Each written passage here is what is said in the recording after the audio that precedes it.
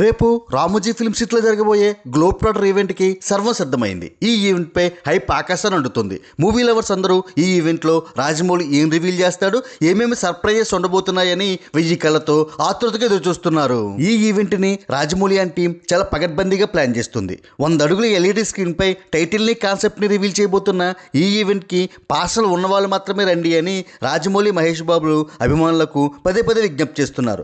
పాస్లను పాస్పోర్ట్లా design చేసి అందులోనే అభిమానులు వేదికను చేరుకునే రూట్ మ్యాప్ను కూడా ఇచ్చేశారు. ఇప్పుడు ఈ ఈవెంట్ పై ఒక వార్త సంచలనం రేపుతుంది. ఈ ఈవెంట్ ని రాజమౌళి జియో హాట్స్టార్ కి 50 కోట్లకు అమ్మేశాడన్నది ఆ వార్త సారాంశం. అంటే 30 కోట్లు ఖర్చు పెడుతున్న ఈ ఈవెంట్ ని 50 కోట్లకు అమ్మేసి అప్పుడే ఈ సినిమా ఖాతాలో 20 కోట్ల లాభం వేశాడు రాజమౌళి. అందుకే ఈ ఈవెంట్ కి ఎవరిని మొబైల్స్ తో లోపలికి అలౌ చేయడం లేదు. ఈ ఈవెంట్ చూడాలంటే పాస్ ఉన్న వాళ్ళు లైవ్ లోను, లేని వాళ్ళు జియో హాట్స్టార్ లోను చూడాల్సిందే.